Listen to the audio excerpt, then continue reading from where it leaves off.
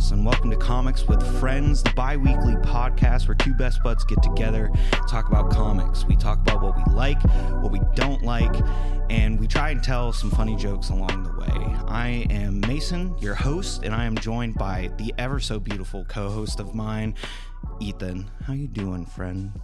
I'm tired. Tired? Yeah, I'm tired. It's a busy week for you. Busy week. I went back home. I did a family event there, came back the next day, set up Christmas like 3 days before Christmas. Yeah. Now we're hosting Christmas at our house, and it's going to be just fun. Yeah. I've been cleaning. I'm doing practically nothing for Christmas. I'm going to my mom's, and that's pretty much it. And then I'll be there for a couple hours, and then I'll be going home. Yeah. That's all I'm really doing for Christmas. But You're lucky. yeah, so let's move on to the topic of this podcast, which is comics. Yeah. So today we are covering the Annihilation comic run. It's 6 issues. It is written by Keith Giffen, who we were talking before we hit record, that he is the artist for Dr. Fate that we had read recently. Yeah. And the artist for this is Andre DeVito. I really hope I'm not butchering that, but I feel like I might be. Yeah. But yeah, we are covering the main Annihilation from 2006. It's 6 issues, and you said you might have a little bit of history for this. A little bit. It's not a lot. Annihilation is a pretty recent event in terms of the comic book landscape. When I say that, like you said, it was in 2006. This story is kind of Marvel's way of explaining why certain characters weren't a part of Civil War. And they make that very apparent about halfway through when some plot stuff happens, and the main character of the story, who, spoiler, is Nova, Richard Rider, he makes a comment about Earth and all that. This is what a lot of people say is the better Civil War, because they basically were going on around the same time, or I guess this one came out a little bit after. And there was a lot of disappointment with the Civil War event. It was hugely, widely, good. Yeah. People liked it. It was successful. That's what I should say. But a lot of people felt like it had a very disappointing ending, a little bit of a rushed ending, especially because the true ending of Civil War does not happen in the event itself. It happens in the Captain America comic, where Cap gets shot and is killed. Yeah. Not really. He's just sent back in time. Batman. Isn't it Crossbones? Yes. That supposedly kills him on the steps. Yeah, he's, I think, hired by Red Skull or just Hydra in general. And yeah. It's a big Hydra plot, that type of deal. And this was just their way of explaining, why aren't the Guardians of the Galaxy involved, or the Nova Corps, or any of the other cosmic characters that would easily get involved when about 50 warhead nuclear weapons in the shape of humans fight each other. Right, on Earth. That being said, there is a bit of a runway situation for Annihilation, like the road to Annihilation, essentially. Yeah. It's several different small comic runs for different characters before the actual 6 issues of Annihilation. Yeah. And they're technically separated into 3 quote unquote books for Annihilation. You have kind of the first set, which is Drax, the Destroyer Earthfall. That's a 4-issue run. The Annihilation Prologue, and then the Annihilation Nova, which is another 4-issue series. I did read all 3 of those. And then on the second Annihilation book, it is Ronin, Super Skrull, and Silver Surfer. Those are all 4-issue runs as well. I only read Silver Surfer. out of those three. Out of those three. So you read 4 out of like the 6. 6, essentially. Yeah. And so from my experience with it, the only thing that I felt was super important to read for the actual 6-issue run of Annihilation was the prologue, obviously, prologue, and the Nova. Yeah, because he's the main character. From what I gather from reading Silver Surfer and Drax, those are more just comics to explain why characters are where they're at in Annihilation. Yeah. Because Drax is a pretty big character in Annihilation. Ronan is as well. Silver Surfer, not so much until near the end. Yeah.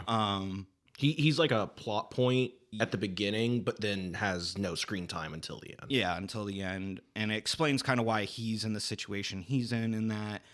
Nova, obvious. It explains, in the prologue especially, explains what happens in detail, what happened to the Nova Corps. And then the Annihilation Nova comic takes place right after that. So to give you, because you didn't read it, give you a bit of a brief kind of rundown. So Drax the Destroyer, he is on like a prison ship, and he's like the stupid version of Drax. The like MCU, like way before the MCU. Yeah, exactly. Started. And he's on a prison ship. There's a couple other prisoners that are like the bad guy characters for this small run. They crash on Earth because I don't even think I can really remember. The ship crashes on Earth, bottom line. And they crash in like Alaska around this small fucking town. So the whole thing is that there's this little girl named Cammy. She's like different. She doesn't really give a fuck about anything. She's got problems at home, all this stuff. And Drax basically kind of forms a bond with her a little bit. But the whole thing is this Skrull and these 2 other aliens are trying to get off Earth, so they kind of take over this small town because they basically use them as slave labor to, quote unquote, rebuild a spaceship, essentially. Yeah. And so they can leave, and then Drax evolves from the stupid version of himself to Drax the Destroyer, where he's honestly, it made me realize Drax is kind of a badass, and Annihilation did that as well. Yeah. And then he takes Cammy with him because she doesn't want to be on Earth. She wants to go with him. And technically, there's like a running joke in that where she owns Drax because the Skrull who had like beaten him in the beginning of the run, she's like, "Can I have him?" And he's like, "Sure." Like, and that's the whole comic run. Yeah. That explains why Cammy, an Earth child of like 11, 12 years old, is with Drax in this fucking thing. This terrifying event. War. Yeah. And then the prologue, the Annihilation prologue, it just shows the fall of Xandar. Of the Nova Corps. Yeah. That was actually really good. There was a it's not a funny moment, but it was a funny moment to me. It's like this massive space station's like falling down. And this is near the end of the prologue. And Nova and this other Nova Corps member, they're like, the station's coming down, and the female Nova Corps officer's like, we can't outrun this. We can't like get out of the radius. And Nova's like, well, then we go through it. Hold on. So they start flying through this fiery crashing debris. And they're like at first going through. And as they're going through, the female officer's like, if we make it through this, I'm going to mate with you for life. And Nova is like, deal. And immediately after that, her head gets taken off by some fallen fucking debris. Christ, and then he gets caught up in the debris, and then he's the only Nova Corps member left. And immediately after that is where the Annihilation Nova run starts, is immediately after that. And it kind of, it shows Drax and because Drax and Cammy survived because they were on Xandar when that happened. So they go from Earth to Xandar. To Xandar. Xandar falls. Because I do know from my limited amount of exposure to the Guardians of the Galaxy, I do know that Drax is similar to his movie counterpart in the sense of his purpose in life is to kill Thanos. Yeah. And that's what he but wants he's to do. Nothing like the Drax from the movies. He's not Dave Bautista.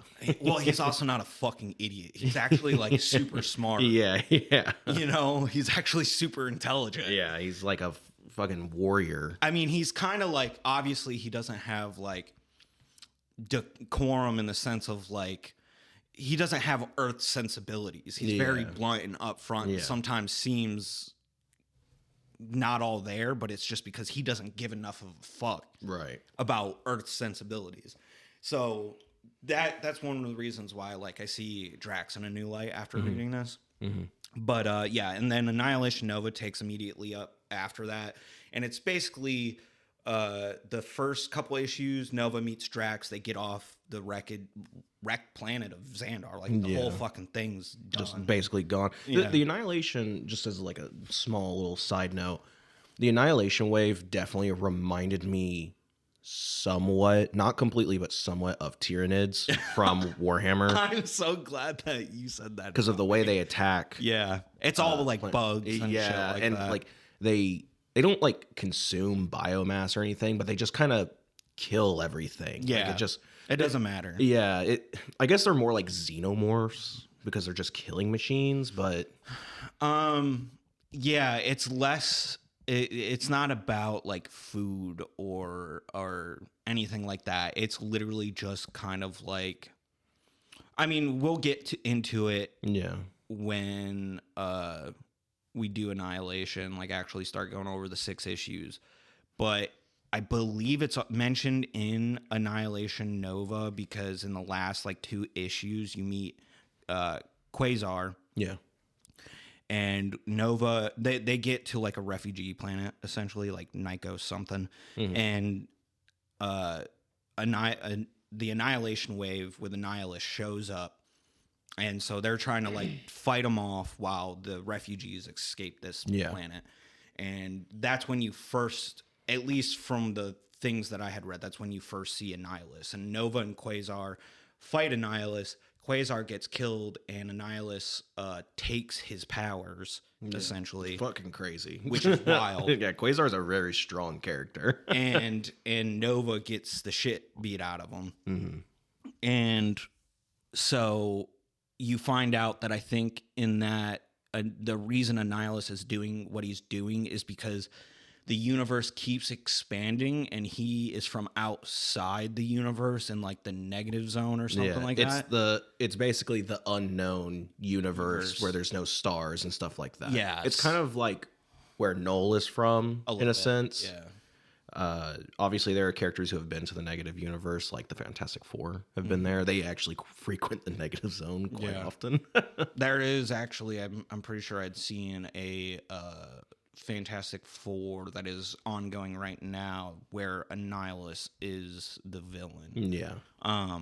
But yeah, he's like, I'm waging war on the known galaxy because it keeps encroaching on my territory in the unknown galaxy. Yeah. That's the whole fucking reason for this thing. Yeah. So, and then obviously, like I said, I didn't read Ronin or Super Skrull. I imagine they are kind of like your backgrounds for some of the characters in Annihilation. They kind of explain a couple things. The Super Skrull one explains what, because obviously Super Skrull is a Fantastic Four villain. Fantastic Four deal with Skrulls a lot. Well, obviously he gets banished from the Skrull Empire and shit like that because he's failed his mission too many times, and he goes to the negative zone. Yeah. And that's where he meets another character.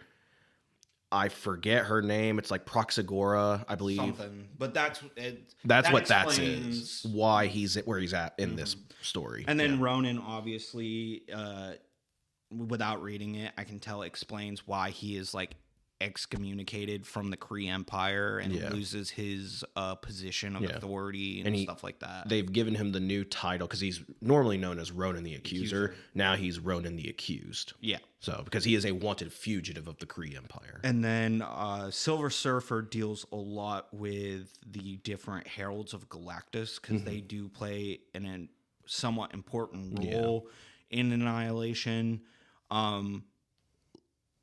More so Galactus, as he is a key plot point in Annihilus's plans in this. So it explains more the reasoning. And it also explains why Thanos is working with Annihilus, which is a huge part of it as well. Bottom line, Thanos is like, he's doing what Thanos does, where he's just playing the field, and he's a schemer. Yeah, he's a schemer, and he's like working with Annihilus, but he's got his own agenda and everything like that. And it just explains why Thanos is working with him, explains why Galactus is in the situation he's in. Same with Silver Surfer. So a lot of that road to Annihilation, it's a lot of character setup, which to get you invested in the event. Yeah, get you invested in the event, and it does make the 6-issue run a little bit more like, okay, I understand what's going on. But I feel like even without, you can attest to this more, it was still coherent enough to understand what was going on without reading this. Yeah. Well, they have a pretty clever way of explaining what's going on without giving you just an annoying exposition dump. Yeah. In the form of captain logs. Yeah. Because Ryder, I've always said that the Nova Corps is just Marvel's version of the Green Lanterns, because they fucking are. They're space cops. Well, Ryder, he ends up leading just what's called the Alliance, the Resistance, the Rebellion. Anyone who is willing to stand against Annihilus.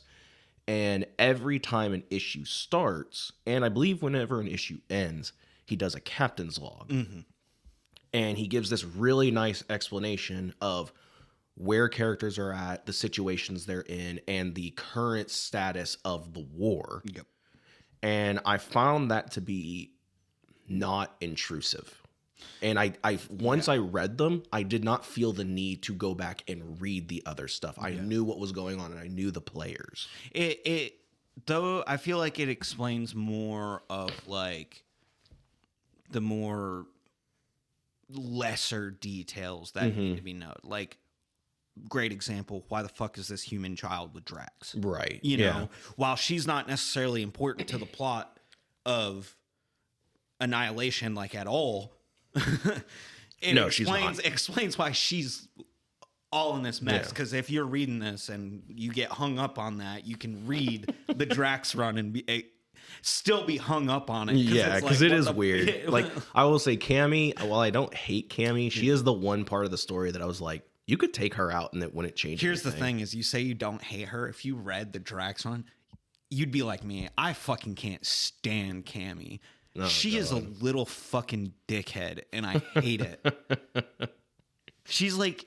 Because in that, she's like one of the weird kids and everything. And she's got like one friend, but she's a complete fucking asshole to him. Oh, great. Because he's like this little nerdy kid that gets like bullied and everything. And she's like the weird, like, I don't know. You see it in movies all the time. I know what you mean. Like standoffish, punk. She's got an attitude, and she always has to be the smartest person in the room. Yeah, and and he's the only one that will associate with her, but she's a complete fucking asshole to him. I'm like, what the hell? That sucks. And she's just a dickhead. So, like, I don't like Cammy. Me and all my homies hate Cammy. We all hate Cammy. There will never not be a hater for, like, I will be the last hater standing for Cammy. She's fucking annoying. I also don't like kids. So. Yeah, same. But, I mean, I think that's a pretty good summary of basically the important stuff that leads up to Annihilation. While I haven't read it, would you recommend people read it before Annihilation? Would you say that it's not necessarily required reading, in my opinion? Yeah. But would you say that it helped flesh out the story to make you care more? The only thing I would say, I would recommend as like quote unquote required reading would be the prologue and the Nova one.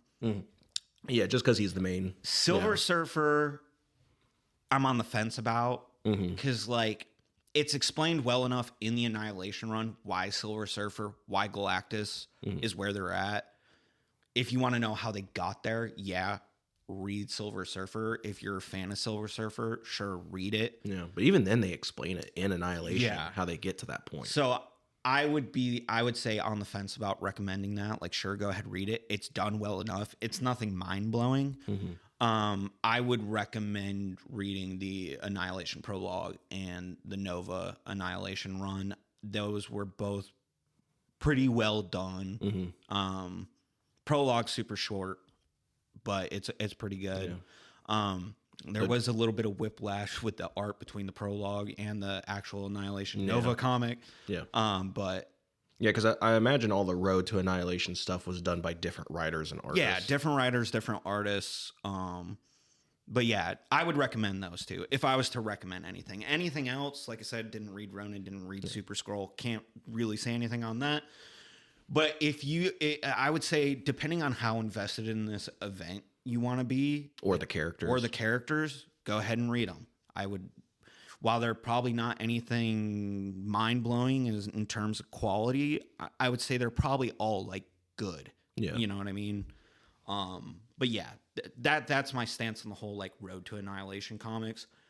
It's all dependent on how invested you want to be. If you just want to read the event, there's enough context and exposition done to where you can understand what's going on and why characters are where they're at and stuff like that. Okay. Well, I mean, with that, I think it's time to get into the event itself. Yeah. All right.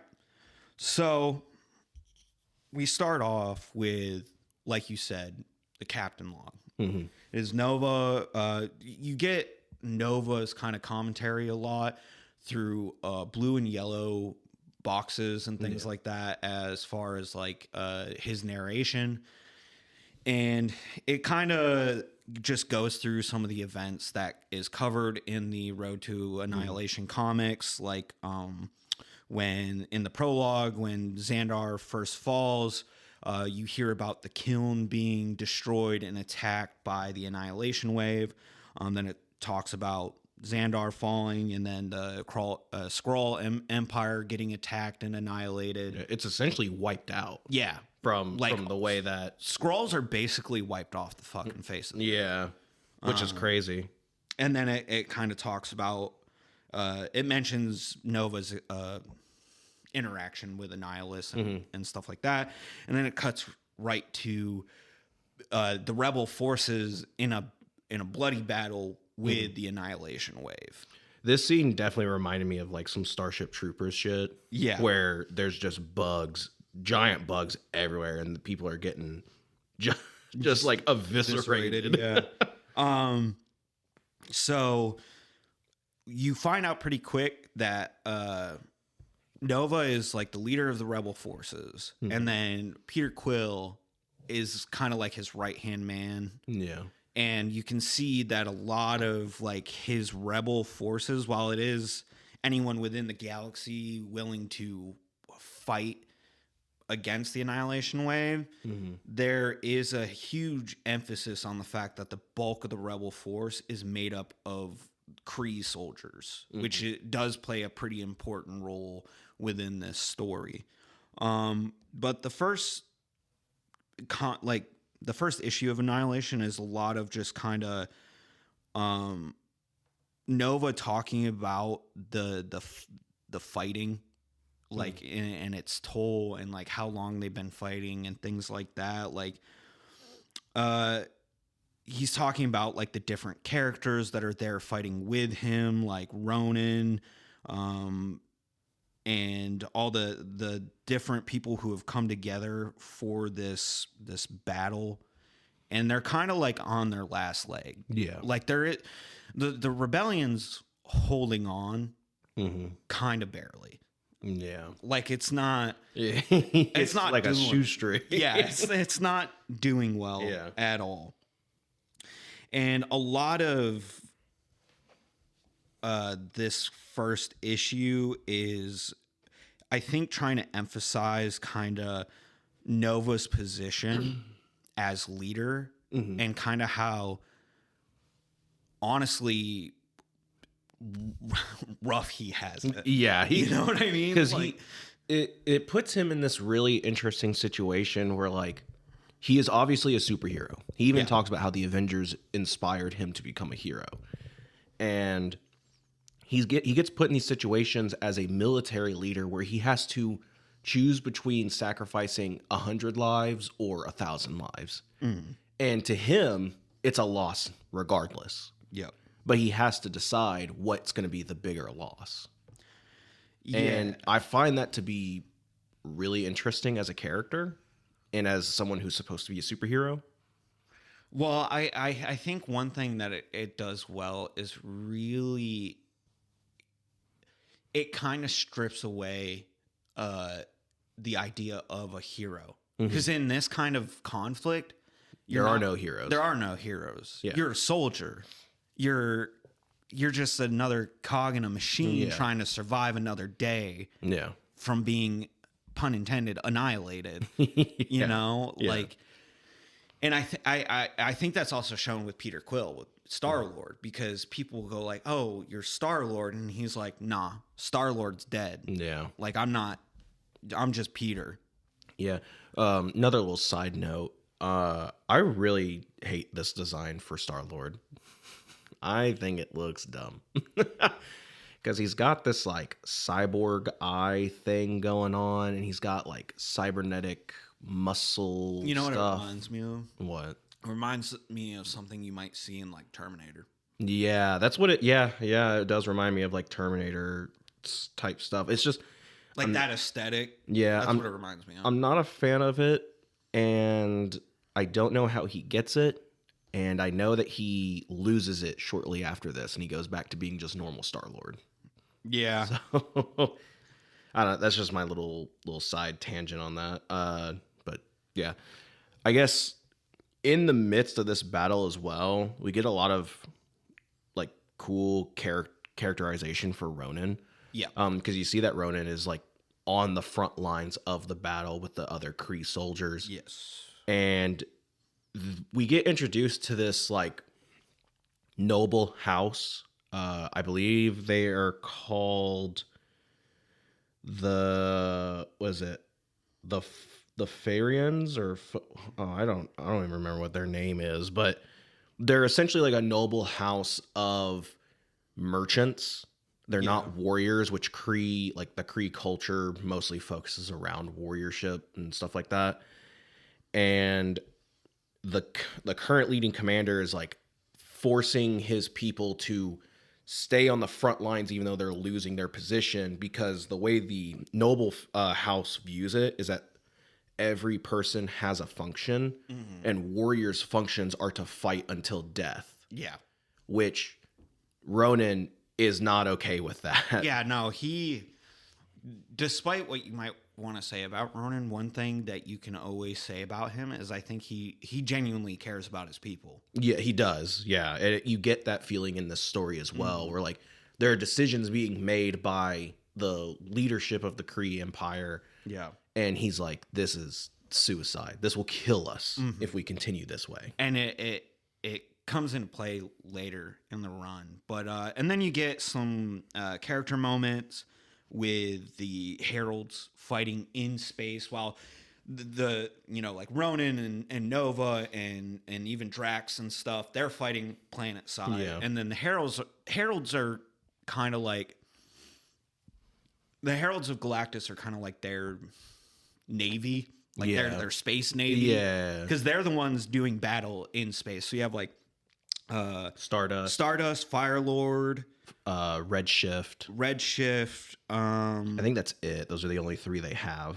Yes, because in the Silver Surfer Road to Annihilation stuff, you meet other ones, and they are. I should mention, kind of backtracking a little bit, in that run, there is a villain that shows up in here. He's like a side villain or whatever that Tarex or Tarek. He's like the fuck, I can't remember his name. He like portals in the second issue, and he's like, oh, you're talking about Ravenous. Ravenous, yes, the guy that looks like an evil Drax. Yes, essentially, and he is like he's like the bloodhound like hunter of the heralds for Annihilus. Yeah, and he's kind of important. That's what happens. So like some of the heralds die in Silver Surfer and stuff like that. So to backtrack even further what I said, you might want to read Silver Surfer. Yeah, you might want to read it. You might want to read it. But back to this. Yeah, so the Heralds of Galactus, they are the like Space Navy and fighting. They're pretty strong. They are. Yeah, because they're all ex-heralds, so I don't believe they're as strong as like the Silver Surfer. Right. But Ryder mentions that one of them alone is enough to take on the entire fleet of the Annihilation Wave, and they have 3 of them. Yes, and so it's like a slaughter. But the thing is like even with that being said, the primary reason why the Annihilation Wave is such an issue to deal with is there were so many of them. Yeah, like you were talking about Tyranids earlier, like the sheer number of the enemy is one of the biggest factors of the Annihilation Wave. And it is also stated in the Annihilation Nova, it kind of does demonstrate that the bugs that they fight, they're not fragile. Yeah, no, they are pretty resilient. They're pretty resilient. They're pretty strong. So combine that with the sheer number of them, it's like, yeah, the heralds can deal with the spaceships and stuff, but there's just so fucking many of them. Yeah, that's why even with 3 of them, they're still on the back foot. Oh yeah, you know what I mean? Yeah, it's a pretty cool scene. I will say I appreciate the small amount of dialogue that's in this, because they definitely want it to be set up as like we are just jumping right into the middle of this war, and we get a really cool moment where they've all been, or Nova and Star-Lord basically tell the United Front, like, it's time for us to retreat. We can't hold this position any longer. We need to leave. And that's when Star-Lord and Drax kind of mentioned to Ryder of like, we still have a lot of wounded people here, and we have a lot of soldiers, and we're going to have to make the sacrifice. And I think it's Drax is the one that says like, you have to make that call, Ryder. Do you sacrifice the life of 100 people or the life of 1,000 people? Yeah. And that's when Nova, he has this like monologue about how he hates that Drax is right, and that he never, he doesn't want this position. He doesn't like it. No. And he calls in the orbital bombardment from their whatever ships they have remaining out in orbit, and he's like, you make those land on me. Like, he basically calls the Annihilation Wave to his pinpoint, and they just wipe the planet clean. Yeah, and Drax is like kind of, he's stayed back and is like kind of fighting. It's just kind of like, I'm gonna stay here. Like, he tells one of the Kree soldiers take Cammy, and he's like, I'm just gonna stay here and keep fighting, because that's just what he does. That's what he does. And Nova, I think Star-Lord, he's kind of like, like resigning to Drax, like dying there. Like, he chose to be a sacrifice, let him be a sacrifice. Yeah. And Nova kind of still holding on to his heroism. It's like, I can't accept that. Yeah. So he goes and gets Drax, and that's when he's like, call that fucking shit in. Yeah. And gets Drax out of there just in time. And fucking rain of fire down from the skies. Yeah, just, what is it, Fortunate Son, just playing on the loudspeaker. But we do get a narration from another captain's log from Nova, where he basically says like, if I'm lucky, this will basically hold them off, and if I'm really lucky, I'll make it out alive. Yeah. And he does make it out. I think he does say that he had somebody grow him a new right leg because his leg got blown off in the bombardment.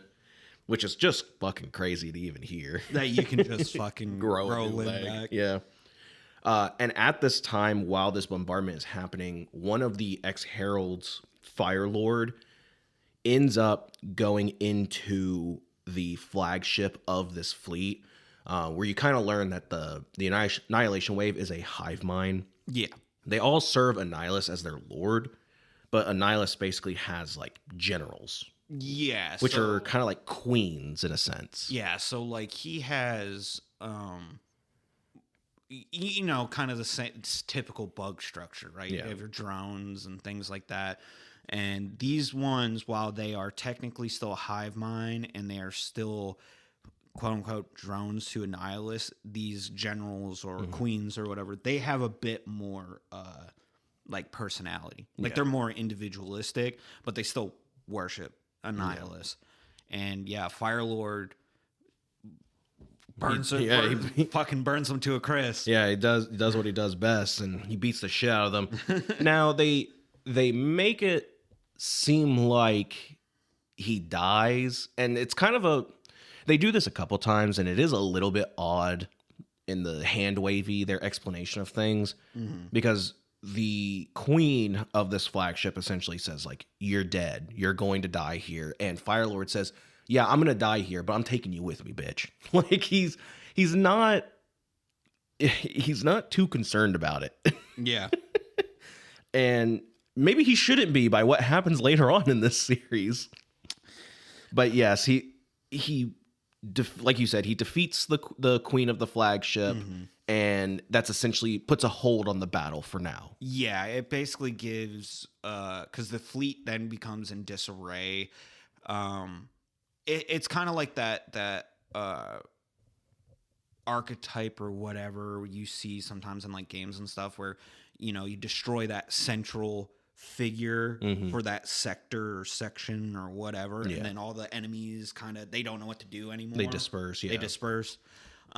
That's essentially what happens. So it gives the rebel forces some breathing room, and allows themselves to kind of regroup and recollect. But we cut to Annihilus on his ship talking to Thanos. Yeah. And Annihilus is basically doing kind of like a typical villain thing where he's like pissed off. Yeah. Because the people he thought he could crush in a second is putting up a stronger fight than he thought. Yeah. And he's pissed off at Thanos because Thanos is doing his thing where he's like telling Annihilus what he wants to hear, but he's still keeping stuff back. And Annihilus is like, you better tell me what's going on. Yeah.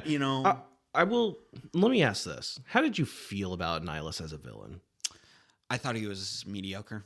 He's just big bad guy wants to take over everything. He seems almost bitchy to me. A little bit. He definitely comes across a bit like spoiled. Like he's a spoiled brat. Yeah, like yes, he leads the Annihilation Wave, which is, a huge threat, but he himself doesn't seem like a huge threat. In this actual Annihilation run, the 6 issues, he seems that way. I would say in the Annihilation Nova, when Quasar and Nova fight against him, he seems less bitchy and more of a threat. Maybe it's just writer difference, because it's a different writer. Yeah. Because I can definitely see in this one where it's like he seems more like, he's like the 3rd generation prince who's now emperor. Yeah. And has been entitled to everything his entire life, and now he's not getting his way immediately. Yeah. So he's all bitchy and whiny. That I definitely see that coming across. Yeah. That's how it feels. I mean, Thanos is fucking cool in this. Yeah, no, Thanos is actually really well done in this. Yeah. Surprisingly. I will say for a minute, not to get too into spoilers just yet, but I definitely thought there was going to be a heel turn, and I thought Thanos was going to become the big bad of this whole entire... Oh, like he was going to kill Annihilus? Yeah, I thought he was going to be like, this was all planned for me to become the new master of the Annihilation Wave. I was like, damn, I'm down for that. But sadly, that doesn't happen. I would have been okay with that, but at the same time, I wouldn't have. Because it's like... Maybe it's because of like MCU and stuff like that. Yeah. Like I've had my fill... Yeah, of Thanos. That's true. I try to keep in mind whenever we talk about stories that are older than 2008. Yeah. That like before the MCU, well, yes, Thanos is a big character and a popular character. He did not hit that like fucking Godfather status of villainy until the MCU. Like let's be honest. Like I mean, let's be honest. Most of those heroes, it's the same fucking boat. Minus like Spider-Man. Yeah. Captain America and Iron Man were not nowhere near as popular. Like they were still popular. Did they have popsicles? I think Captain America did. I think, but he was like low tier. He was a low tier popsicle. He was a low tier. He was below like SpongeBob and the Yu-Gi-Oh! Millennium Puzzle. Because to me, like the big two popsicles were Hulk and Spider-Man. Yeah, those are the big ones. Yep. And then Wolverine. Wolverine. Well, it's because we've talked about this before on earlier episodes. Yeah. Those are the three most popular Marvel characters. So it all comes full circle. It does. Like, you can't say anything if you don't have a popsicle. Yeah. Okay? Like, you can't even be in the conversation. Fucking, yeah. If you haven't read Black Panther, get the fuck out of here. fucking Scarlet Witch fans, does she have a popsicle? No. Iron Man, sorry. You may have $1 billion, but you don't got a fucking popsicle. You might be the most popular MCU character, but you ain't got a fucking popsicle. Ain't got a popsicle? Well, he's probably got a popsicle now. Probably. I think he does. Like, you know those little popsicles that are like 3 different colors? Yeah. I think they have like an Iron Man one. Like the bomb pops? That's it, the bomb pops, yeah. Welcome to Comics with Friends, where we rate and talk about comic book popsicles. Yeah. So where are we at in the story? Oh yeah, we're talking about Annihilus is bitching to Thanos. Yeah, Annihilus is bitching to Thanos. And it's basically like, you still haven't let me in on your plans of what you're doing and everything. Like, you need to come forward. And then he turns to Ravenous and is like, you've had one job, and that job is to either kill or capture the fucking heralds. Mm-hmm. And I got 3 heralds that just fucked up the fleet that I sent to this fucking planet. What are you doing? You are obviously not qualified for this job. Yeah. I don't know who Ravenous is. You read the prequel stuff, so maybe you do. Is Ravenous the same race as Drax? Or is he, like, he just so happens to look similar? They just so happen to look similar. They're not the same race. He's... If I remember correctly, in Silver Surfer, it is stated that he's been imbued with power from Annihilus that puts him on the same strength and level as the Heralds. That's interesting. If I remember correctly. That's crazy. Now, to be fair, it's been like a week and a half since I read it. So I could be totally off base. If you're listening, feel free to fact check me. Yeah. So, but I think all I know is he is on the same power level as the Heralds. Okay. And that makes sense why he can fight certain characters. Yes. He is basically like I said earlier, he's like Annihilus's bloodhound. Yeah. He's like a herald. He's Annihilus's herald. Essentially. Okay. Yeah. That makes sense. So yeah, he's telling Ravenous like, hey, fucking you better get better at your job or I'm gonna let you go. Yeah, and Ravenous, he kind of does the typical thing where he's like, they'll taste my vengeance, don't you worry, I'll get them. All this stuff, because he's been thwarted like a million fucking times in the Silver Surfer comic for Annihilation. It was like Ravenous shows up, Ravenous gets beat, Ravenous shows up, Ravenous gets beat. You know what I mean? Like, he just stays losing. He's taking L's left and right, basically, in that comic until the end.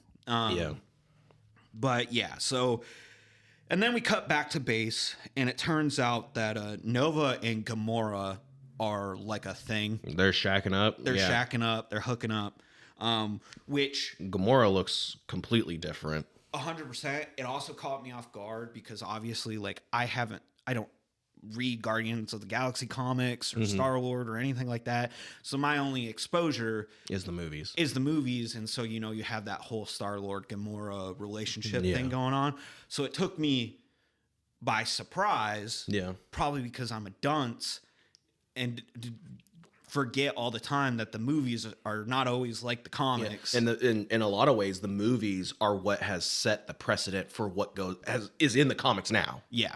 And so I was like, oh, that's strange. You know, I figured she'd be with Star-Lord, and then I got to remember this is way before the movie. Way before the movie. This is back when nobody read Guardians of the Galaxy. I mean, this is before. Like you said, she looks so much different because it isn't until I think the movies where she kind of gets her more classic design that we associate with her. Yeah, where she, she's all green and everything like that. I think she still has like the eye things where it's like a different color. Yeah, but they're like less pronounced or whatever. And her skin tone's a deeper green. Well, in this, her skin tone's not even really a green; it's more like a silver, and then she's got like yellow spots over her eyes. Yeah. But yeah, so Nova and Gamora are shacking up, and then after they do the deed, Nova goes out and is kind of like wandering the base, like trying to clear his head and like he's trying to find Star-Lord. He finds Star-Lord and they have this big conversation, basically of like we're in a losing battle essentially. Like we are struggling.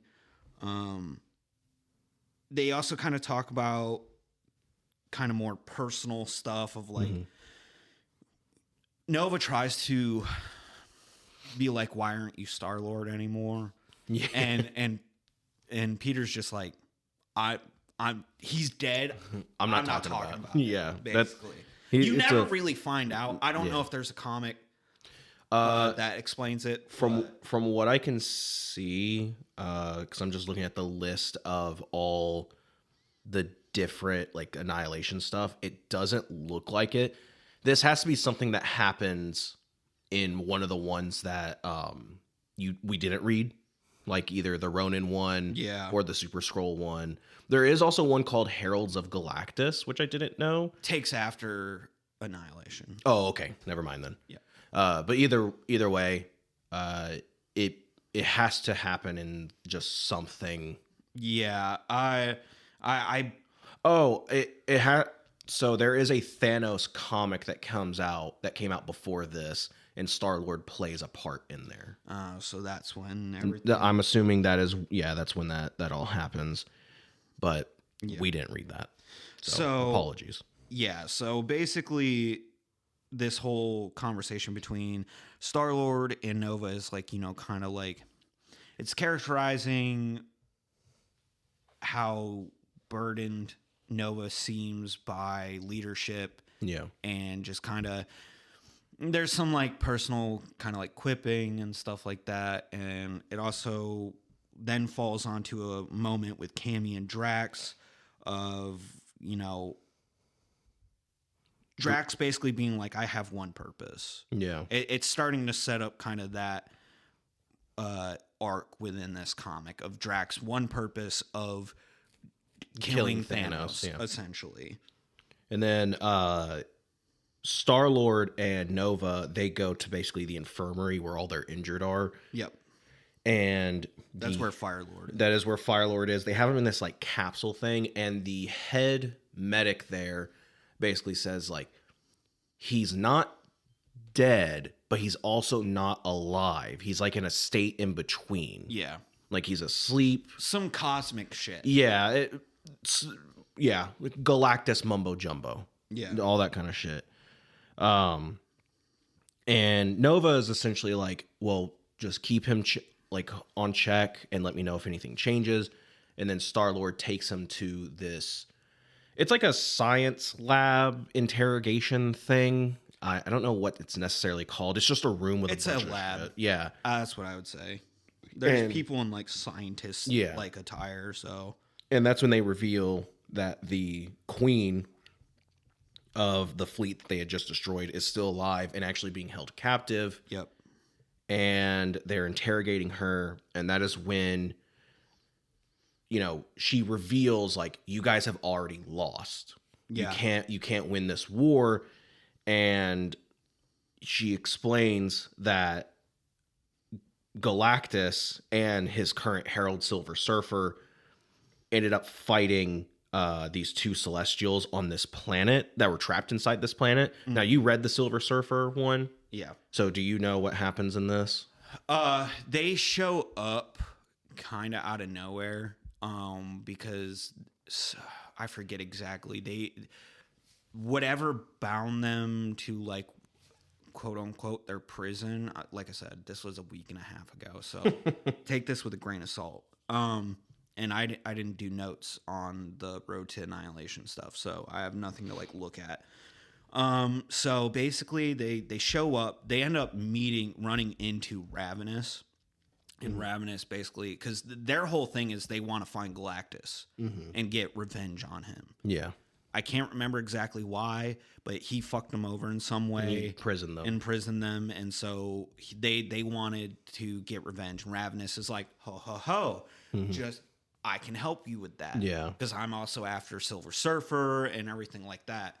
And so the fight doesn't happen in Silver Surfer. This flashback is really okay, so it's not in anything. Yeah. Oh, interesting. Take it with a grain of salt. I'm pretty sure, from my knowledge, I don't remember a fight. Yeah. But I could be wrong. I'll take your word for it, because, again, I didn't read it, so I don't know. Because I don't remember a fight standing out to me. Right. From that. And you would think a fight between three Celestials would be pretty big. Yes. So I could be wrong. Take it with a grain of salt. Yeah. I'm super professional. I remember everything I do. Yeah. But essentially, these two Celestials, I believe it's Aegis and then Tenebris. Yeah. These are the two that were imprisoned, and they defeat the Silver Surfer and Galactus. And essentially, it's revealed that Thanos wanted to capture both of them. Yep. For his own experiment, but also for Annihilus, because Annihilus wants them. And, that's when we get the war is won. The war is ended. You've lost. Lord Annihilus will rule all, that kind of stuff. And, they're walking away, and Ryder kind of gives this, like, cool monologue where he says, like, or Star-Lord asks, do you believe her? Mm-hmm. And, Ryder, he gives this, of course, like, action hero thing of, like, I don't know if I believe her, but we can confirm it. It should be easy. And then he gives this monologue of, like, for the record, I believed every word. Yeah. They took down Galactus. God help us. Yeah. It's really cool. I actually really like the dynamic between Star-Lord and Nova in this. I do too. It feels really... It's like a buddy cop almost. Yeah, it feels really... Their friendship or at least their relationship with each other feels really believable. It feels natural, and natural, yeah. It's one thing that I really do. And honestly, even his... Nova's relationship with Drax is also really good I think Keith Giffen does a really good job writing a lot of these characters. Yeah. I think... The two that kind of really miss the mark for me, obviously I've mentioned, I think Annihilus misses the mark for me quite a bit, and then Gamora. And I think it's mostly, it might just have to do with my MCU bias, where, like, Gamora in the MCU is a very serious character. In this, she's more jokey, but they also explain, like, oh, she's been hanging around Star-Lord too much, and so she's quite, cracking jokes. But she also just doesn't do a whole lot to make me go, wow, that's a cool character. Well, I also think she's just not as important as a role as, like, Star-Lord is and Drax and stuff. Like, to me, in this, she's more a background character. Like, she's like eye candy for a lot, because her costume is just atrocious, by the way.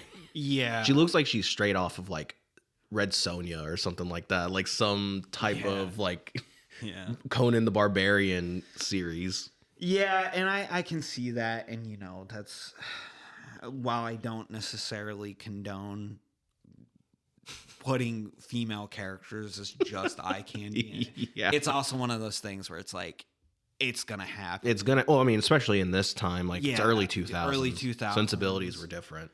And so, like, that's essentially what she is. And she's the eye candy. She's a background character. She is, to be fair, she is technically one of Nova's like lieutenants. Yeah, they even make a point of saying that she's too important. Yeah. To leave later on in the series or story. Yeah, she's technically one of Nova's lieutenants, but they don't have her as involved as like Star-Lord or Drax or honestly even fucking Ronan. Yeah. Because Ronan ends up playing a lot bigger role in, I think it's the last two issues of this run. Yeah. So yeah, she's I hate to say it, but she's kind of just a set dressing character. Which sucks because she is a cool character. Yeah. I mean, and then you get into that problem of like, okay, how many characters is too many characters? You obviously can't focus in detail on everybody and stuff like that. So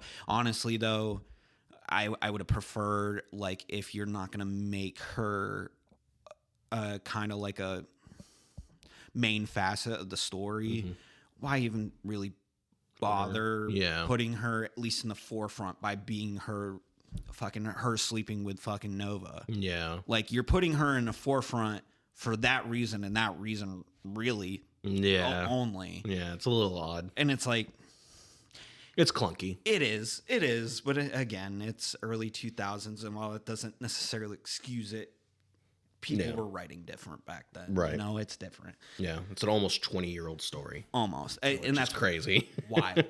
Me. Make me feel even older. Yeah, for real. Nice. So that's the end of issue 1. Yeah, that's the end of issue 1.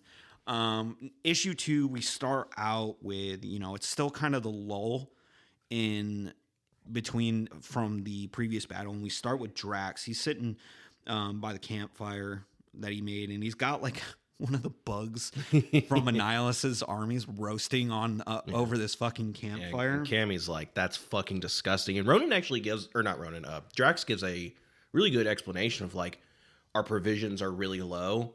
I would much rather eat this because I don't have a problem eating this. Yes. And then somebody else can have those provisions. Yeah. Which is like a really thoughtful way of looking at it. Yeah. I mean, in the previous issue, whenever when it was kind of going through of like Drax is setting up for his whole thing of like taking down Thanos, Cammy does kind of mention like the only reason you're here is because you believe it'll give you a shot at him. Yeah. And Drax is like, you're clever. Yeah.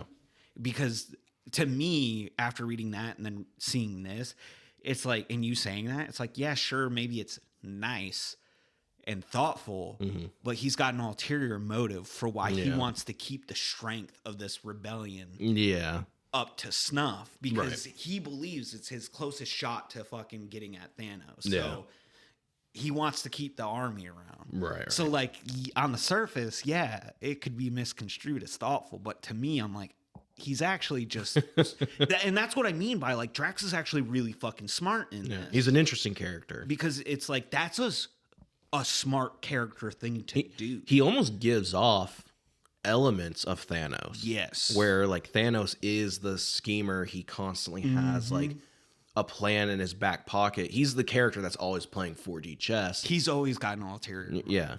And then Drax kind of gives off those similar like aspects, which I really like, especially because they hone in so heavily on Drax's hate for Thanos. This comic really did put Drax in an interesting and better light for me, with obviously the MCU Guardians of the Galaxy being my only real exposure of Drax. Not that I hate the MCU version of Drax. I think he's funny. He has the funniest scenes out of any of the other Guardians. Yeah, but I can appreciate funny, don't get me wrong, but also like I like interesting. No, I understand. You know what that. I mean? And in those movies I don't find Drax very interesting. No, not at all. I just find him to be a funny character. Yeah. But no, I agree with a lot of what you say where like Drax he's cool. And he's just it does give a new perspective on the character. And I don't know what the character's like now. Yeah. But I hope he's similar to this. I would hope so. Because this is definitely a better version. I agree. But so Drax is chilling by the campfire with Cammy, and then a woman comes out of the shadows. Her name is Phyla. Yeah, she is the daughter of Marvel, who is the original Captain Marvel. Yeah, and she seems hurt and wounded, and is basically like, Thanos took your daughter. Mm-hmm. He has her, and Cameo's like, I thought your fucking daughter was dead and all this other shit, because that's what Drax tells her is like, my daughter's dead. And Drax is trying to understand if his daughter managed to kill Thanos. Mm-hmm. And she's like hurt, and she's trying to be like, he took her. She's like kind of freaking out and everything. And he just straight backhands her. To like knock some sense. He tells her to focus. Also, am I an idiot? Am I just reading the name wrong? Is his daughter's name Heather? Okay, so he says Heather, but then his daughter also has it's like it's like some weird name as well. Moondragon. Moondragon. That's like a superhero name. Yeah, so like Moondragon is Heather, but she doesn't go by Heather. She goes by Moondragon, even in like casual conversation. It's so weird. It is. But again, I know nothing about Drax. Me either. And I know nothing about most of these characters. So like, I'm just like, okay, makes sense. But Phyla, she ends up kind of explaining what happens. So like, Thanos had kind of quote unquote ambushed Phyla and Moondragon when she was like paying respects to Marvel and her brother. Yeah, and her brother. And he teleports and takes them by surprise and confronts them. Basically, he wants Moondragon to come with him because of Drax, essentially, and her telepathic powers. Yeah, she's like an nth level intellect. Yeah, she's shit like that. And he needs her. And I believe it's explained later, the reason why he wants her is so she can essentially like tap into Annihilus's hive mind, essentially. This kind of plays into Thanos' whole like ulterior motive thing where like he wants to know what Annihilus is planning so he can have a one-up on him. Exactly. And they fight back, and obviously with Thanos, he fucking overwhelms them easily. And because Thanos is a fucking G unit in the comic books. Yeah. Thanos is very, power-wise, very different in the comics than compared to the movie. 100%. He's got like actual superpowers. Because in the movies, they make him like, he's strong without the stones. He's grounded. He he can fight and stuff like that. He can fight the Hulk without the stones. I mean, he had one stone. He had the Power Stone, but I think, if I remember correctly, did he not take the gauntlet off for that? Mm-mm. No, I don't think he used it though. But I'm sure it gives him residual strength. Maybe. You know what I mean? I don't know. But I feel like Thanos could have beat his ass, but probably. But you know what I mean? Like, but in this, he's got like energy powers and shit like that. He's got some like form of telepathic ability.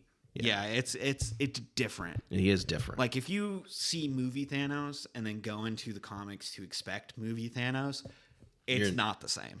You're not. You're gonna get a Thanos who is, all in all, a straight evil dude. Yeah, honestly, 100%. He is just evil for the sake of being fucking evil. While the movie Thanos is very much like, he's kind of sympathetic. You can empathize with him, and you can kind of see where he's coming from, even if it's not right. Right, yeah, exactly. And he captures Moondragon, fucking rips her ear off. That shit was wild. Gives it to Phyla to give it to Drax. Yeah. Which, my question to Thanos is like, why are you trying to piss off the guy who's basically been engineered to kill you? Yeah. Well, they kind of explain it at the end of this. Because now we have not covered Infinity Gauntlet on the channel yet. So I don't know if you've read Infinity Gauntlet. Is it where he wants to be with death? Correct. I read it a long time ago. It kind of follows suit with that. Now, of course, there was a time where Thanos was kind of like, I'm done with death. I don't care about her anymore. I don't know if this is already at that point or past it or whatever. I mean, he has a conversation with death, I believe, in the Silver Surfer run. Yeah. So I can kind of see the inner machinations of Thanos being like, oh, well, Drax he was resurrected to kill me. Mm-hmm. So I can just have him come find me and he'll kill me. And yeah. That's my thought process on it, especially with what happens later on in the series. I guess I could see that, but it's like at the same time, it makes Thanos interesting, but also kind of confusing at the same time. Because it's like, if you just want to fucking die, just kill I mean, I wasn't going to say that. But, I mean, I'll say it. But, like, why are you trying so hard for all these machinations when you could just be like, ring, ring, ring. Hey, Drax, this is my location. Pull up, G. And then fucking let Drax kill you. I don't know. Maybe it's the idea of, like, he wants to make as many people suffer as possible until he dies. I don't know. Or kill as many people to give to death as a gift. Yeah. Because, I mean, that's kind of what Infinity Gauntlet's about. Kind of, yeah. Because that's one of the differences. I mean, that is what it is about, yeah. It's one of the differences between movie Thanos and the comic Thanos. Yeah. In comic, he was just trying to be like, here's my dowry. Here's all these souls. Yeah. And then movie, it's all about balance, which, in my opinion, movie version Thanos, his reasoning's a bit more believable. Yeah. Well, I don't know. You've seen the internet. Yeah, I know. The internet's like, well, why didn't Thanos just do this? And it's like, I don't know, man. I didn't write the fucking movie. I'm just saying, there's people out there down bad for some women. Thanos, I think, is like peak down bad for death. Yeah. I don't know if there's any other simp in the world, in the galaxy, that is a bigger simp than Thanos. I mean, that's like we're gonna have 90% of his character. Yeah, I think we're gonna have a new tier list of who is the biggest simp, and I think Thanos is at the top of the list. Wait, we have a tier list? And that we do now. Because we have our certified metal as fuck. Oh, okay. And I think Thanos is gonna be a certified simp. I think he's simp king. He is the simp king. Never to be dethroned. Yeah. Oh my god. Okay. So Drax is done having his conversation with Phyla and is basically like, okay, like my mission is even more clear now, to find Thanos and fucking kill him. Mm-hmm. We cut to Nova and Star-Lord and Ronan talking to like the emissaries of the merchant house that is in control of the Kree part of the rebellion. It's a Fiero. That's Fiero. The name of the house. So, and obviously the Fiero house members are kind of that archetypical where they're like the rich, snobby. Mm-hmm. They're nobles. Yeah, and like they look down on everybody and everything. This is kind of where, when I mentioned earlier their perspective on Kree society, this is where you get everyone has a function, and the warrior's function is to serve until death. Yeah. When Ronan is basically saying, like, it is madness to keep throwing our people at the Annihilation Wave, knowing they're just going to die. And then a whole argument ensues between them where, like, the Fiero emissaries are like, you know, Nova, you're harboring a fugitive of the Kree Empire. You know, if you want us to help you, mm-hmm. you know. Like, keep helping you, that you need to give us Ronan. Yeah. And they start pulling guns, and Ronan just dusts their ass. Yeah, he's like, I accuse, and they're fucking vaporized. Because Nova's like, I'm like, your problems and whatnot are irrelevant. They're irrelevant, but he tells them they will be addressed after the fact. Yeah. Like, let's fucking survive this first, and then we'll deal with everything. I think he even says, like, you know, oh, your problems have been noted and we will discuss them later. Wait a minute. No, they won't. And he like starts just shit talking them. Yeah. And then they pull the gun. Yeah. Ronan kills him.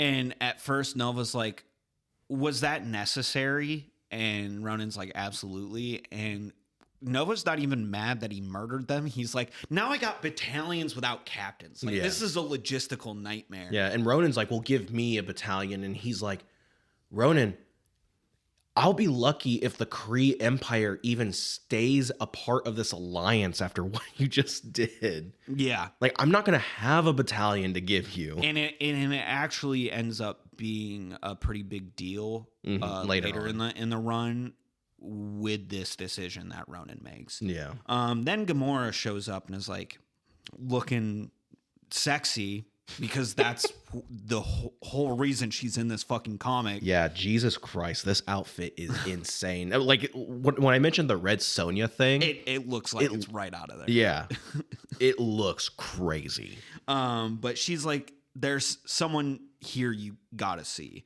And the person that she's talking about is the Super Skrull. Yeah, it's Proxagora. Yeah, Proxagora and Super Skrull show up. They have come from the negative zone, basically to warn them. It's like of shit they already know. It's like, yeah, you're about 220 days too fucking late. Exactly. Because they essentially were there on the front line when it happened. They were like one of the first people to get hit by it. And Super Skrull is actually, he's dead. Technically, yes. And she brought his body back to basically the known galaxy because she's like, this is his home. He's a hero, like to where we're from.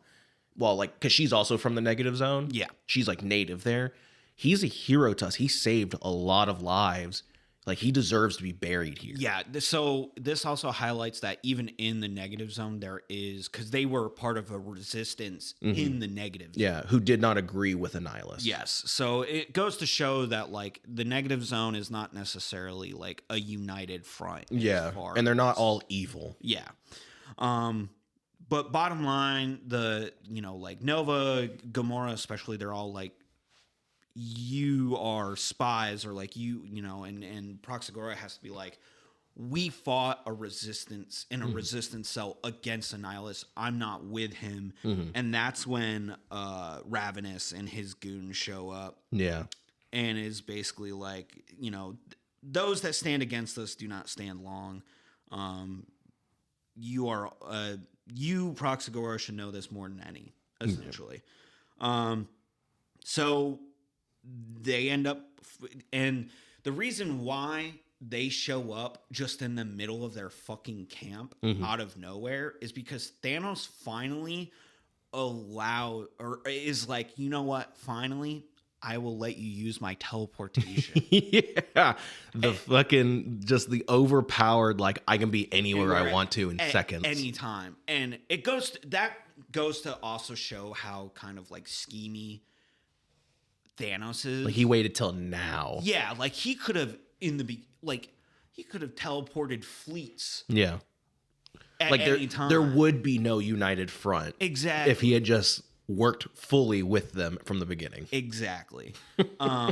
But the problem is with him teleporting them in, like, all hell breaks loose. But before that, we have Thanos and Annihilus talking, and Annihilus, his patience is wearing thin with Thanos a little bit, because Thanos is doing all this like secret shit, and he won't tell Annihilus what it is exactly, and he finally is coming around to telling Annihilus his plan. Bottom line, his plan. This is kind of jumping ahead a little bit, but I'm going to go ahead and explain Thanos' plan.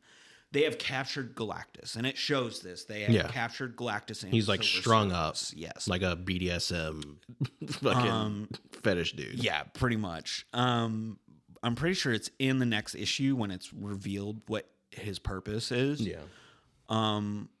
or at least it's coming up. But I'm jumping the gun a little bit, bottom line. They plan on using Galactus's need to feed on worlds. Yeah, because when he feeds on worlds, it turns it into cosmic energy. And that's what he eats. Yeah.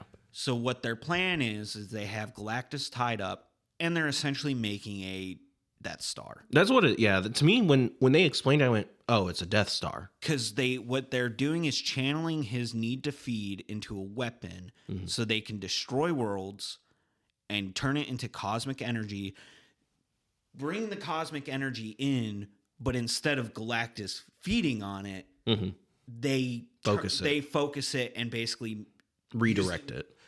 Yeah, they redirect it in whatever energy form they want, whether it be to power their stuff or for a weapon or whatever. Yeah. They're basically using Galactus's need to feed to basically convert planets into an energy that they can do whatever they want. Right. Essentially. And they also say, because you can't really like kill the Silver Surfer. Yeah. You can't really like by normal means. And so because he's the current Herald, so he's way stronger than the other ones. And so they say, like, we're trickle feeding Galactus just enough to keep him alive. So that way, like, he's not healthy, but, like, he's alive. And us doing that trickles just enough cosmic energy to the Silver Surfer to keep him in stasis. Yeah. Then, so we jump from Annihilus and Thanos talking back to Ravenous's ambush. And like I said, all hell breaks loose. And the end of the issue is, Nova and them, they're kind of like holding their own. They're holding their own and everything. They're like, okay, we might have this. And then the Centurions show up, which are like, you have Ravenous and the Heralds, and then you have like the Centurions. Yeah, they're like a step right below them. Just right below. And he's got like fucking Annihilus has like a whole squad of them. Yeah, it's a whole squad of them, and basically at this point, Nova and it's like, oh, we're fucked. Yeah, we're kind of fucked at this point. And this is essentially the beginning of the third issue picks up right where it leaves off in the second. Huge fight. The Annihilation wave is starting to show up because they're all getting instantly teleported in. Yeah, and so this base that they had like a shield around it and stuff like that, and it essentially, it's this issue that they explain. Thanos explains what they're doing with Galactus. Yeah. So there's just a massive fucking. There's not a whole lot going on as far as like characterization and stuff. It's just a lot of fighting and a lot of like strategic planning. Yes, and Annihilus shows up in space. Yeah, because his fleet actually that was in that sector got hacked by the rebels, and so they started firing upon each other. And instead of like trying to fix the problem, Annihilus shows up in person and fixes the problem by killing them all, destroying the entire fleet. Yeah, because he has the powers of Quasar now, and he has the power of Cosmic like at his disposal because of Galactus and all that shit. And this is kind of what I meant by he seems more like bitchy than he is cool, because he shows up and he doesn't carry a weight to him. He just kind of does things when he gets pissed off, if that makes sense. Well, Thanos, you can tell Thanos is frustrated, but he keeps that composure about himself. So, I don't know. That's my personal opinion. I made a mistake. They were not hacked. They showed fear against the enemy. That's what it was. And in order to instill more fear in Annihilus to the rest of the fleet, he destroyed that portion of the fleet. Essentially, they'll fear me more than they fear the United Front, so they're going to serve me. Yeah. Why I thought hacked, I don't know. I think I'm thinking of something else. Maybe. But yeah, so Annihilus shows up, destroys the fleet and everything, and then Thanos... We get the explanation. Yep, we get the explanation for Thanos having Galactus and his whole, like, what they're using him for and everything like that. We cut back to planet side. Ravenous and Ronan are fighting each other. They end up in that medical wing where Firelord is. Firelord wakes up.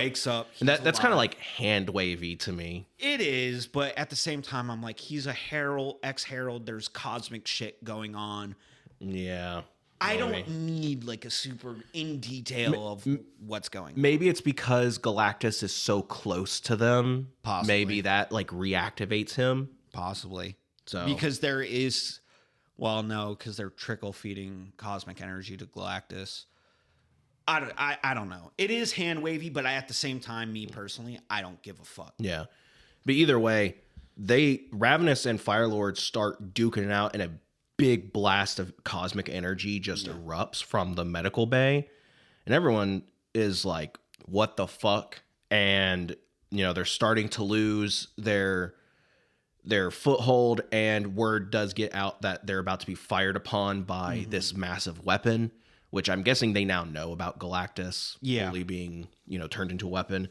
And that's when Stardust and the other ex-heralds start gathering basically the important people in Nova's army. Yeah, Stardust rescues Gamora. This is kind of where we get that, like, Gamora's important. Yeah, Gamora's important. Yeah, she can't be left to die with all the other troops. She's got to be safe. She's a named character. Yeah, she's exactly. Go. Stardust saves Gamora. Drax basically is like, I'm gonna stay behind. Super Skrull fucking wakes up. Yeah, and saves Firelord and Ronan. And that one's also hand wavy because they say that there's a chance or a possibility that the battle between Firelord and Ravenous like jump started him. And it's like, that's not how that works. Yeah. But I'm also like not an alien, so I don't know how their physiology works. I don't know. It's hand wavy, but at the same time, like I said with the Firelord thing, I don't think I really give a fuck. Yeah. You know what I mean? It is cool. I do like Super Skrull in this. This is my first time seeing Scooper Skrull.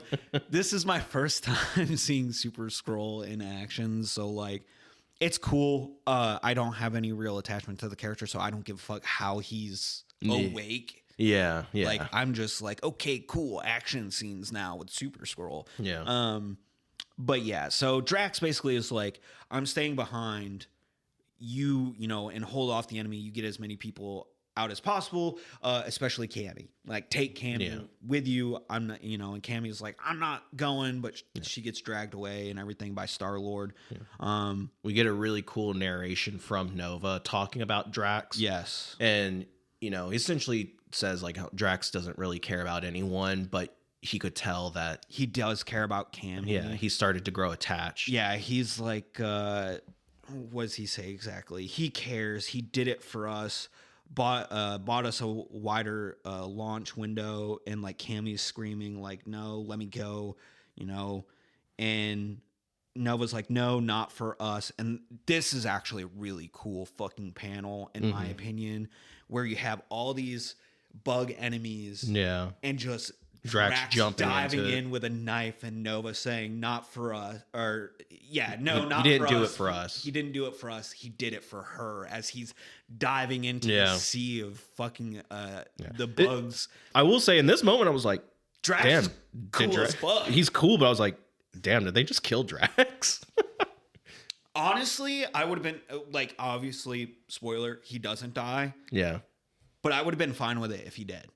Yeah, I guess. Honestly. Yeah. Because like, even though I probably would have ended up being like, okay, I needed a little more, to me, it's like, that's a fitting end for a character. It's a fitting end for him because his whole purpose is to kill Thanos, right? Yeah. He doesn't care about anyone other than kill Thanos. Yeah. But he just sacrificed himself. He chose to sacrifice himself for someone he cares about rather than, quote unquote, his mission. And I think that's cool character growth, and I would have been fine with him dying right there. Yeah. Do you feel as though, again, not getting into too many spoilers, like Mason said, Drax does survive. Do you feel like what happens later in this towards the end kind of negates this moment? No, because it's just I guess it doesn't negate the impact of this moment. No, it doesn't, because he still chose like, he didn't know if he was gonna live or die.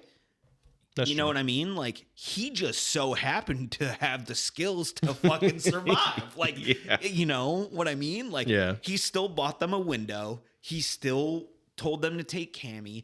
He jumped into that sea of enemies, not knowing whether he's going to live or die. Yeah. He just did it because he knew if he didn't, like, there was a chance Cammy and everyone else could fucking die. Yeah, that's true. So I don't think it negates it. It just so happens he lives. That's true. You know what I mean? Yeah. So I don't think it negates it. Yeah. Immediately following that, of course, we get a Death Star moment where they fire the beam, at the planet, and both Stardust and Redshift stay behind and they hold the beam back using their cosmic powers, but it's not enough, and it's enough to get everyone out of there. Yes. But they can't stop it, and so they both end up dying Yes. in the process, and the planet essentially gets like blown up or whatever. It's really weird how they explain it, where Galactus's energy turns it into more energy, and then they consume that energy, or Galactus consumes it, but then it gets trickled into like the battery things that they use, like kind of like what you mentioned, to power all their stuff. But the United Front, they fall back, like they fall really back, and they are basically on the outskirts of Earth. Yes. At this point. Like, they're not at Earth. I think they might be at not even the moon. I think they're close to like Titan or something like that. But either way, you can see Earth. It is close by. Yeah. And then we have a moment with Star-Lord and Nova where basically we get the confirmation that the rebellion is no more. Yeah, they lost too many people. They've lost too many people. The Kree Empire is no longer on their side. Like, they're done. Yeah.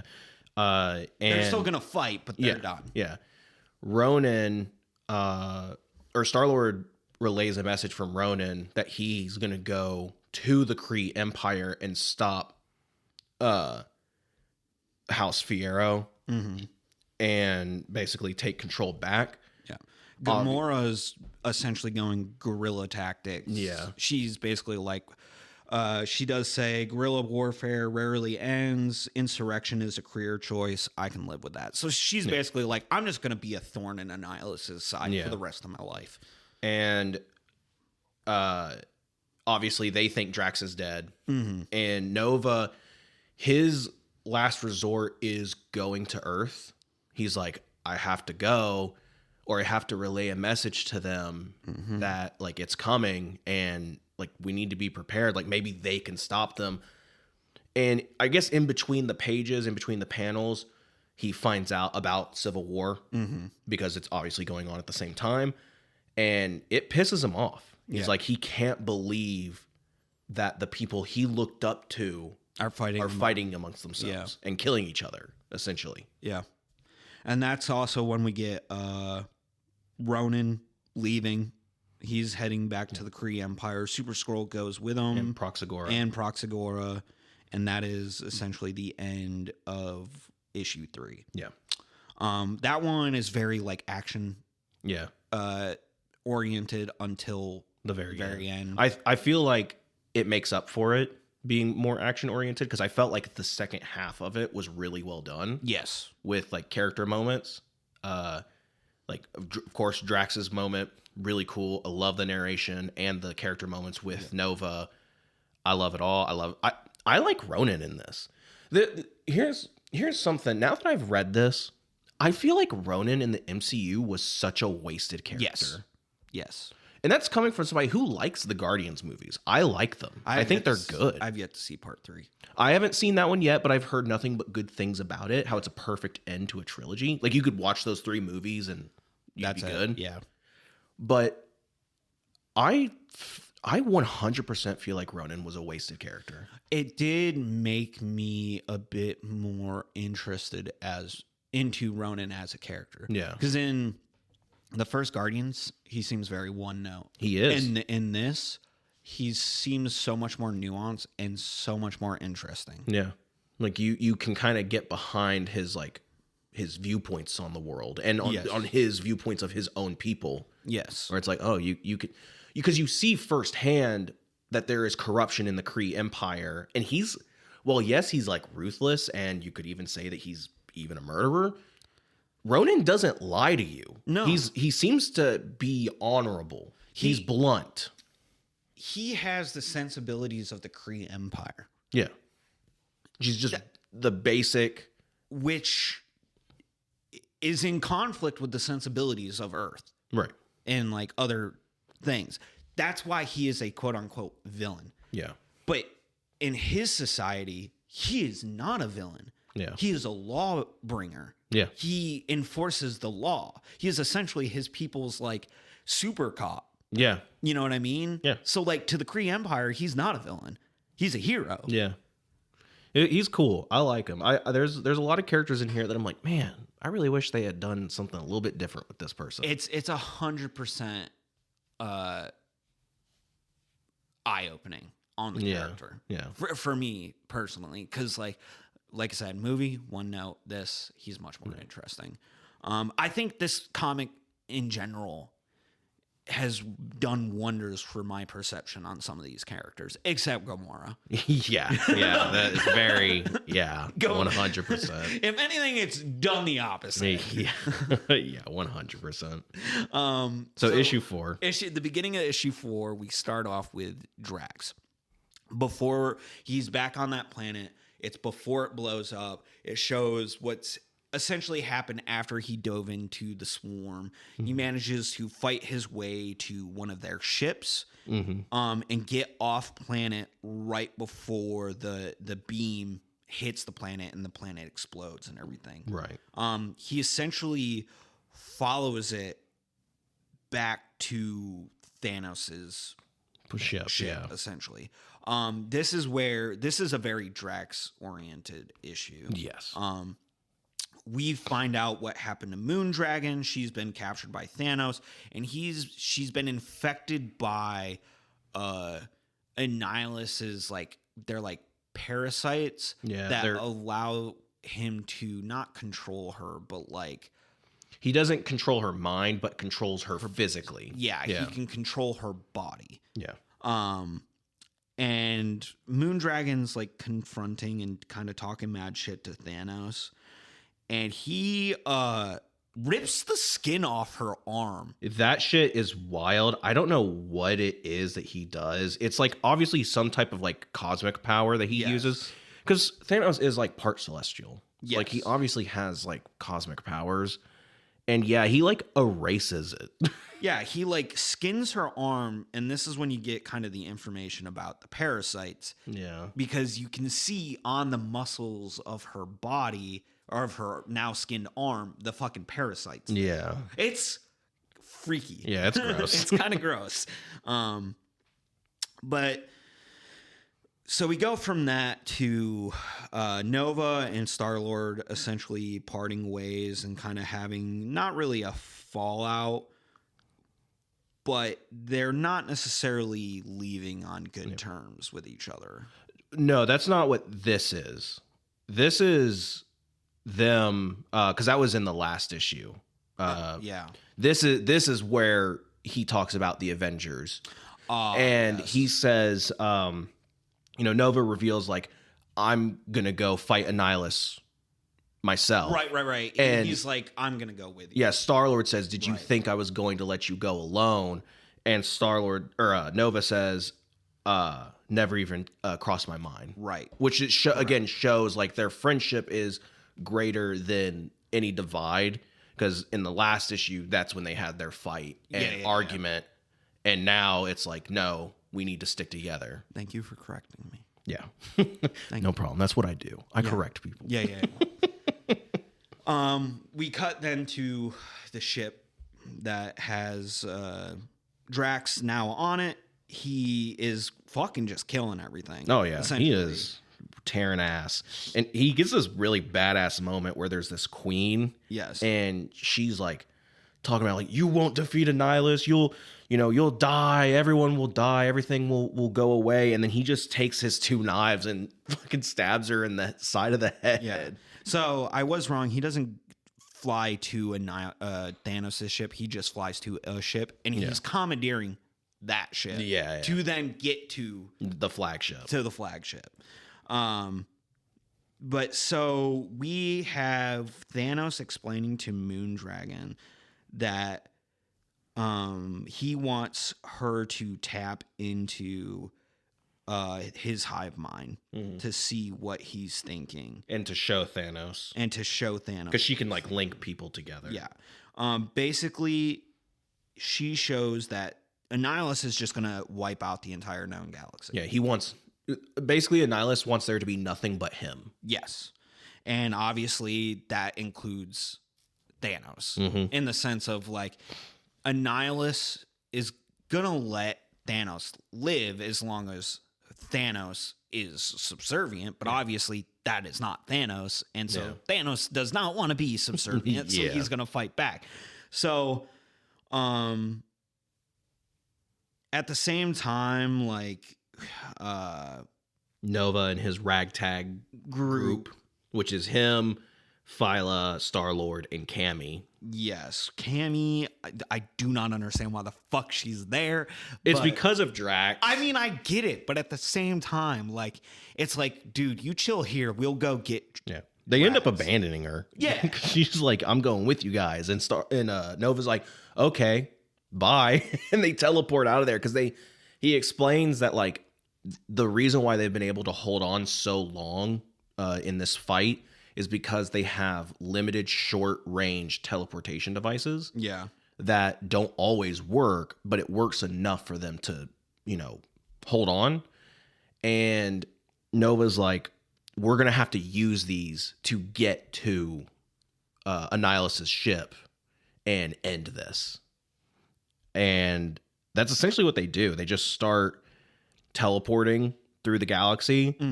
And at the same time, Thanos has decided it's time. I'm done serving Annihilus.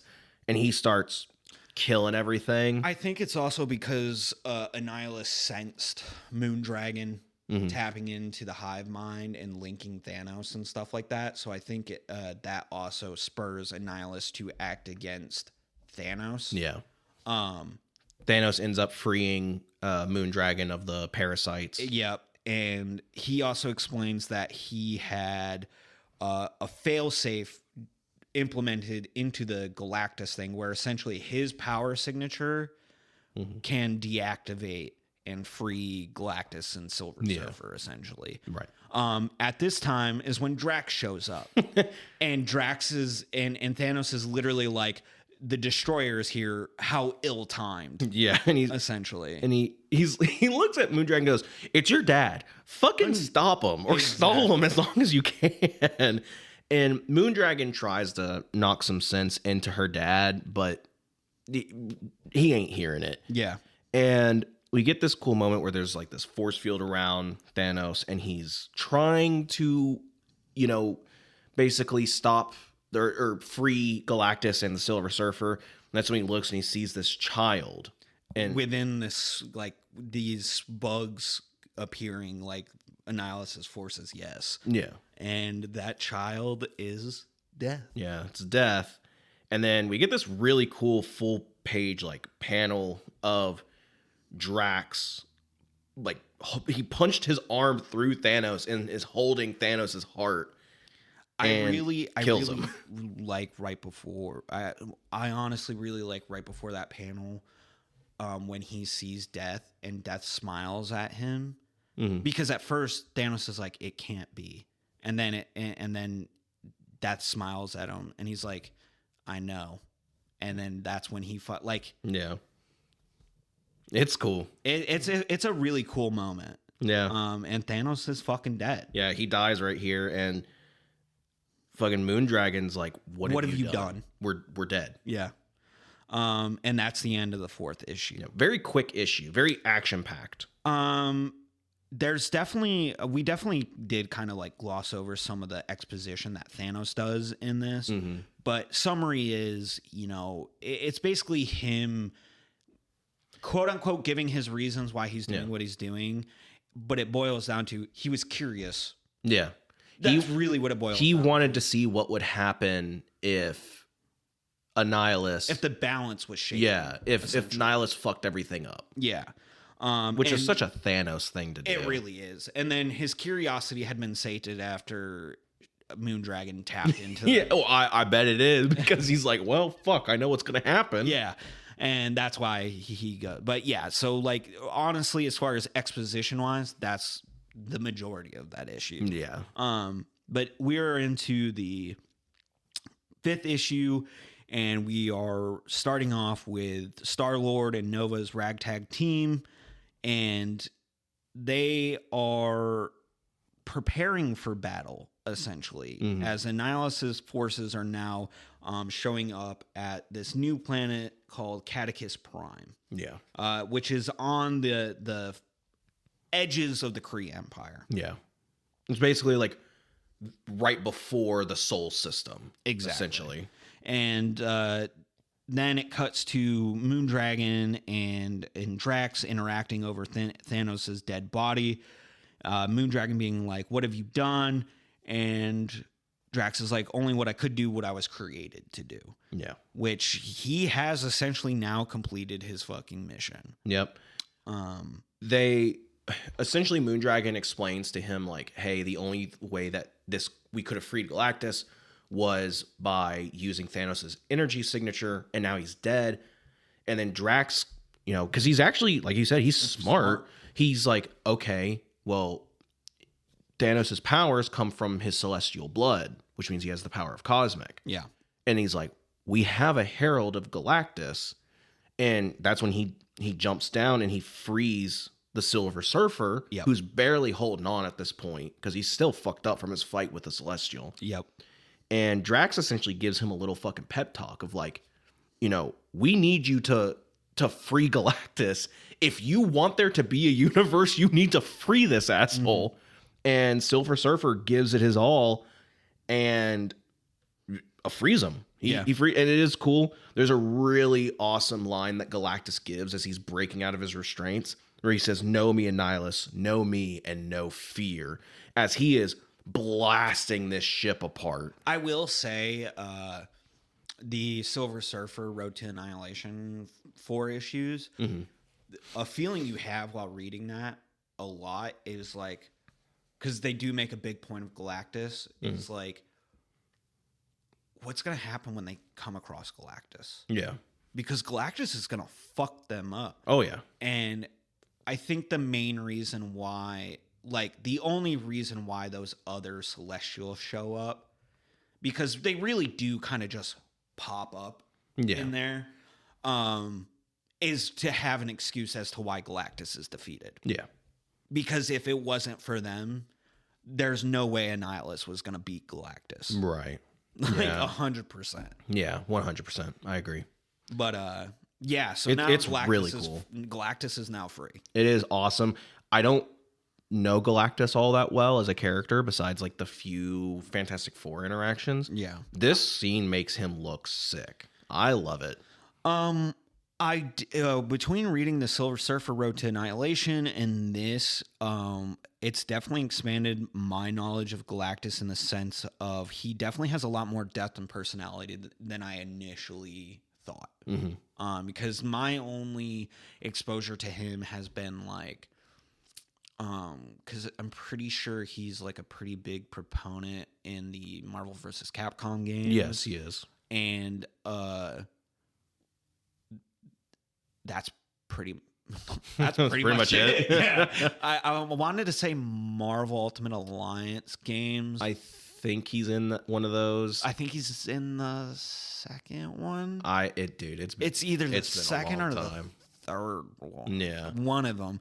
The only other thing I know is Galactica from Marvel Rivals. Yeah. and that's not even because there is no alternate version of Galactus. It's just Galactus. I think Galactica is like his daughter or something like that. But yeah, because we've been playing a lot of Rivals. Yeah. Who hasn't though? Yeah, for real. That game is great. It's is so much awesome. fun. Captain America main. I'm not by choice. Not by choice. I'm stating right here, I'm a Cloak and Dagger main and or a Magic main. Yeah. Typically Cloak and Dagger. Yep.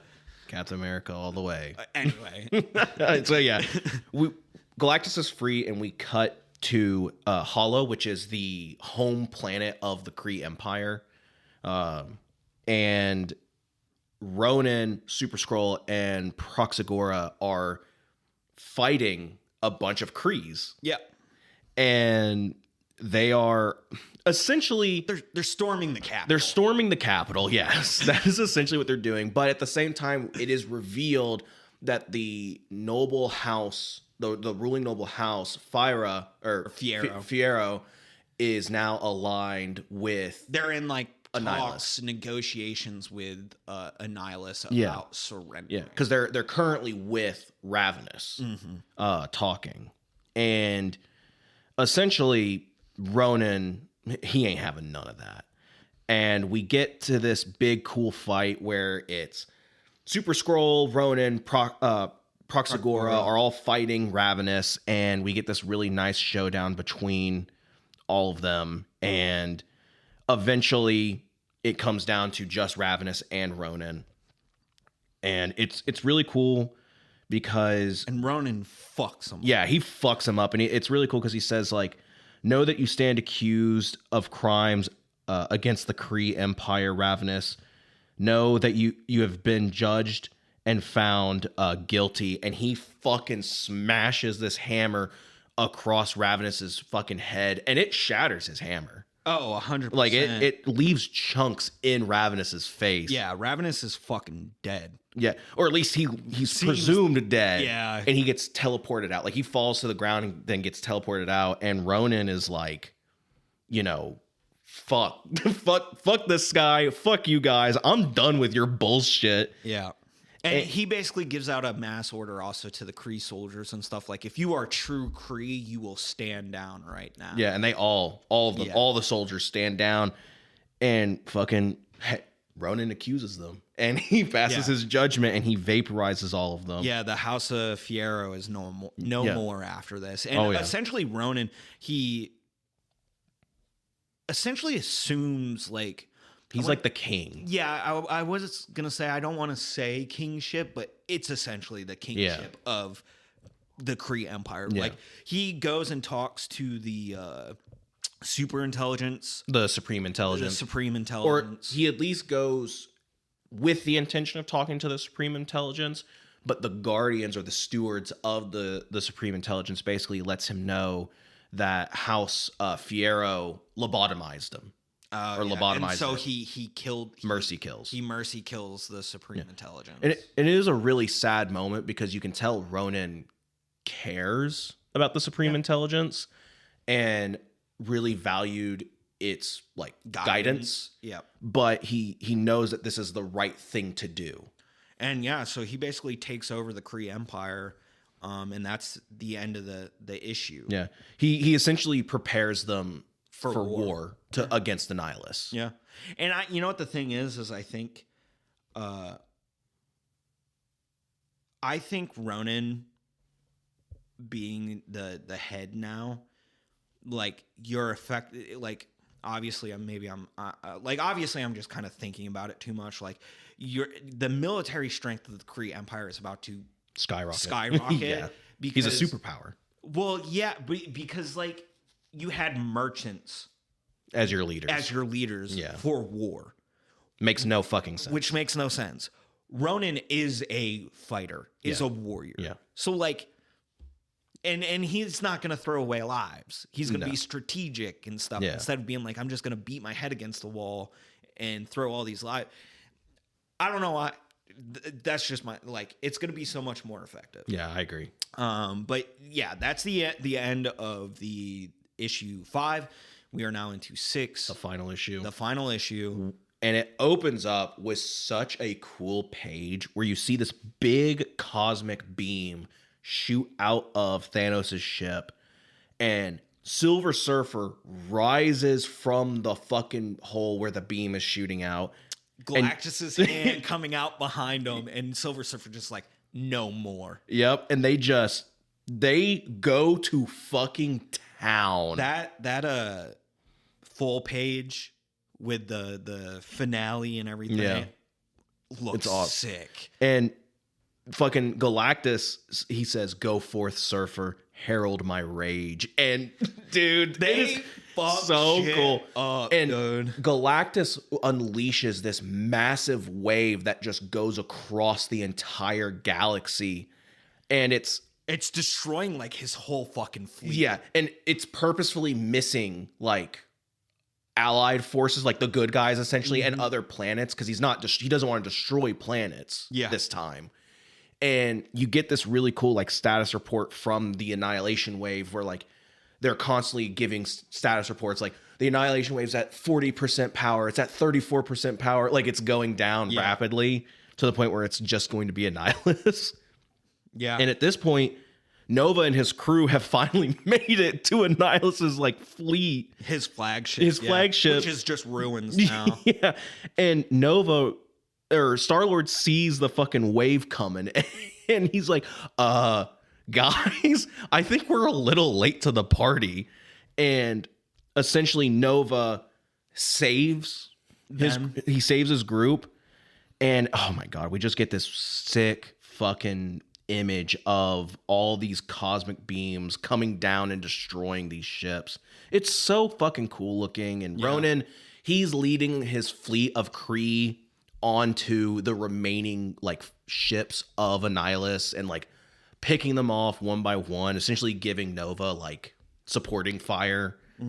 It's really cool. This makes you feel like this is the end of a massive like spanning story. Like this almost feels like part 3 of like a massive arc. Yeah, it has those vibes, and I think it really pulls off what it's trying to do. It does. It really does fucking look awesome. So after the Galactus wave and everything, Annihilus he's by still himself. alive. He pops up and he's like, literally states, Annihilus lives. He can't die. That's essentially what he says. He's like, you can't kill me. Yeah. I will always fucking come back.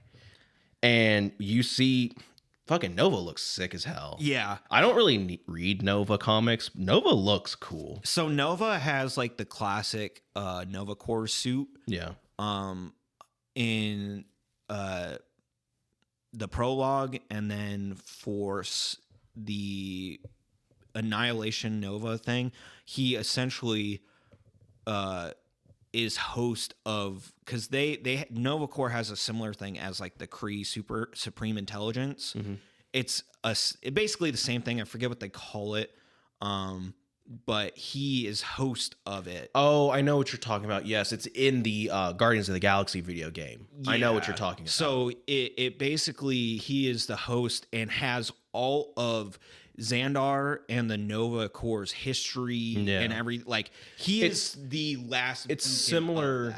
It's similar to the Green Lanterns. I know you don't know a whole lot about them, but they have their own version of that, known as avatars. Yeah. And their avatar is Ion, who is the embodiment of will and essentially holds all of the collective knowledge of all the Green Lanterns and shit like that. Yeah. I forget what it was called, but he essentially has like the Nova Corps version of the Supreme Intelligence within him. Yeah. And that gave him like a power boost, and also this sick ass suit he's got on now, because he had the standard suit, and then when he's got the power up. He got the power up, and I think Nova looks sick as fuck. Yeah.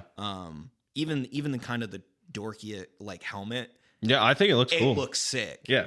And essentially Nova's like, no more armies, no more tricks. He's like 1v1 me on Rust. Right now. Right here, right now, we're going.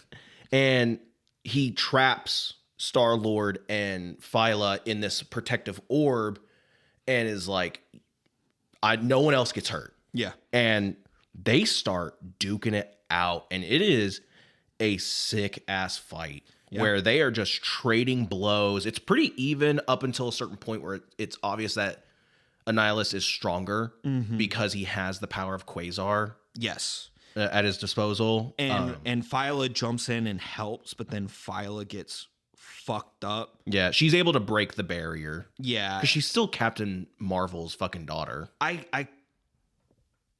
She lives, but she gets fucking hurt. Yeah. And Nova kind of goes like, no. And then he like reaches in Annihilus's fucking mouth. Yeah. And like rips out his fucking spine or something. It's like a Mortal Kombat finisher. Yeah. Yeah. Well, what Phyla does in order to give him an opening is she touches the bracelets of Quasar, which are, they're not living things, but they still choose their host or the wielder.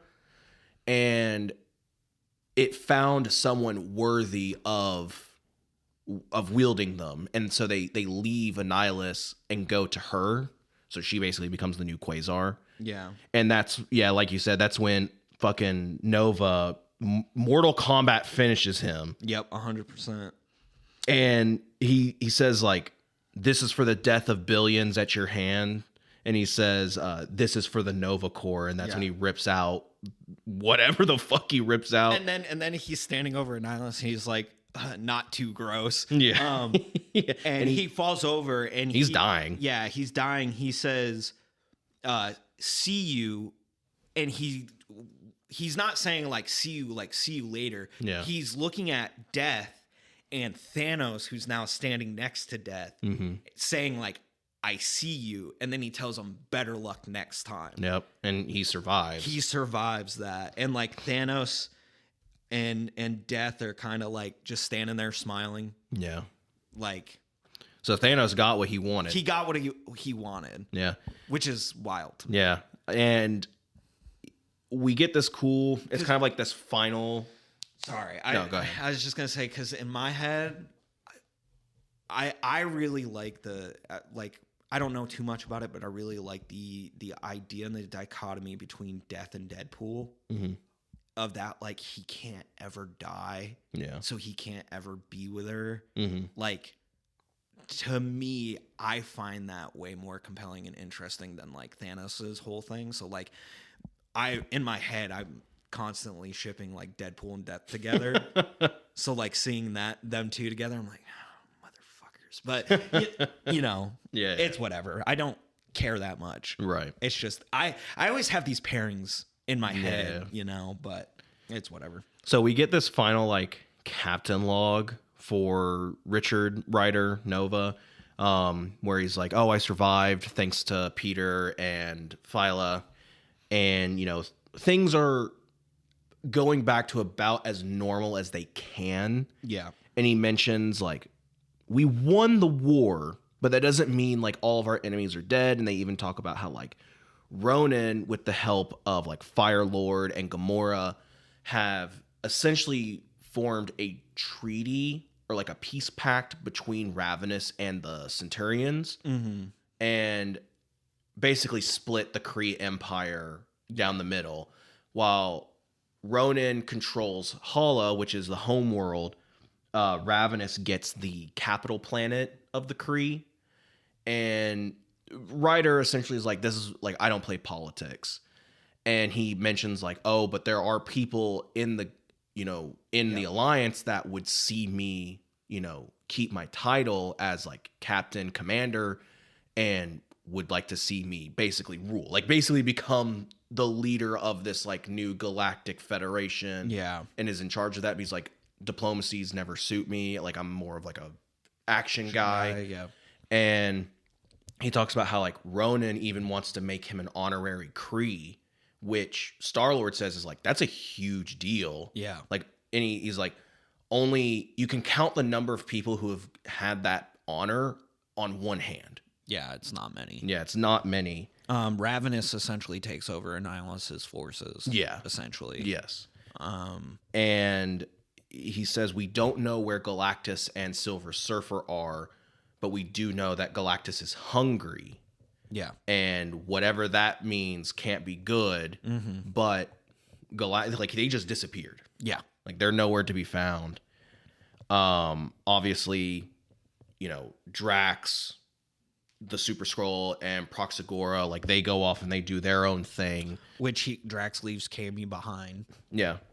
With a character who we haven't really mentioned, Screet. Yeah, she's like Thanos' little fairy. Yeah, thing. she's a Chaos Mite. Oh. I don't know what the fuck that is, but I don't know either. When I first saw her, I went, is that Wasp? Oh, from the Avengers? I didn't think that at all. I was like, what the fuck is that?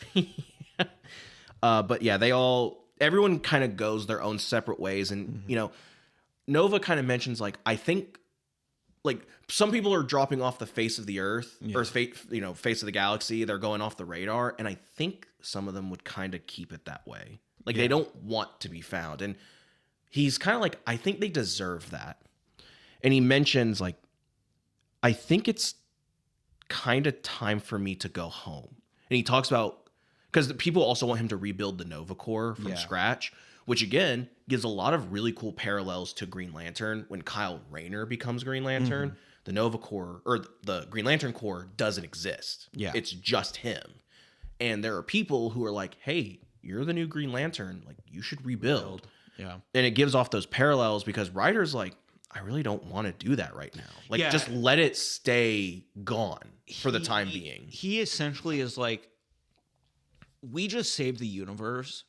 I deserve a vacation. Yeah, I'm gonna take a little R&R before I get fucking back to either going home or like he just wants to chill for a second. Yeah. Like because I know him going home isn't gonna be a rest. It's gonna be him coming back to fucking a shit show. Yeah. So like he doesn't even really want to go home either. And it's gonna be coming back to a shit show with Civil War, and then immediately after that, and then the Hulk showing up and declaring war on the on Earth. So yeah, he's better off doing a little R&R before doing any of that. So we finally, we end off our time with Nova with him saying like, we won. Yeah, and I had to say it out loud. I had to say it out loud, and it feels good. Yeah. And then we cut to Kree-Lar, which is the capital of, or the former capital of the Kree Empire. And we see one of the like Queen Bug Annihilation Wave characters who is dead and has essentially like given birth. Quote unquote. I think they more like ripped it out. Yeah, ripped it out of her. And, Ravenous is kind of giving his little monologue of like, it's super villain shit. Yeah, and then he has a Lion King moment. Yeah, where he holds this like egg-looking capsule thing and says like, the Lord Annihilus lives, and it shows a little like baby Annihilus inside of it, and that's where the story ends. Yeah, so in typical comic fashion, a character is never truly dead. Yeah, of course. No characters stay dead except for Uncle Ben, Gwen Stacy, and Bucky, and Robin. Isn't it crazy that 2 out of 4 of those is a fucking Spider-Man character? Yeah. Like, how wild is that? That your life has to be so depressing that 2 of your characters can never be resurrected. Well, that's because at the time, Spider-Man could evolve and change and grow up. Well, technically, it's not true anymore. No, not anymore. Because the new Ultimate Universe, guess who's alive? Well, that's the Ultimate Universe. Still, because even in the original Ultimate Universe, those 4 characters, Robin, Jason Todd Robin, Bucky Barnes, Gwen Stacy, and Uncle Ben, were the 4 characters that you could never bring back. Those characters had to stay dead. One of those characters is fucking dead in the current timeline. I guess 2 are dead in the current timeline. Uncle Ben and Gwen Stacy, kinda. Kinda. They retconned it. They retconned her shit in the Nick Spencer run a few years back, but so Sins Past doesn't exist anymore. I had finally finished up reading Ultimate Spider-Man. So you're caught up? Caught up. I forgot that it got fucking axed. The original Ultimate Spider-Man. Yeah, because the Ultimate line was basically dead after Ultimatum. We'll cover Ultimatum eventually. They fucking axed it, and then I went to continue reading where they picked up, like finish it off. Yeah. Where Spider-Man dies in the Ultimate Universe. Yeah. I am not a fan of that at all. Okay. Because it's several artists doing it. Oh, yeah. There is several different art styles that I detest. I do not like the art styles at all, except for the artist that does the last issue where Spider-Man dies. Mm-hmm. And then they do the funeral for Spider-Man, and the first 2 issues, it's like the same artist or whatever, looks good. And then they start doing art from different perspectives of different heroes, like Thor's. I get what they were trying to do with the art, but it was like all over not there. It was all over the place. Yeah. We'll cover all that. Different time, different story. We'll cover all those eventually. But I feel like this story really hit its mark on what it was trying to do, and that was give context to where certain characters were during the events of Civil War. Yeah. And it really opens your eyes to the cosmic side of the Marvel Universe. Obviously, Planet Hulk does that as well because it has some really cool moments. And it's a nice little gap because you see the Silver Surfer in there.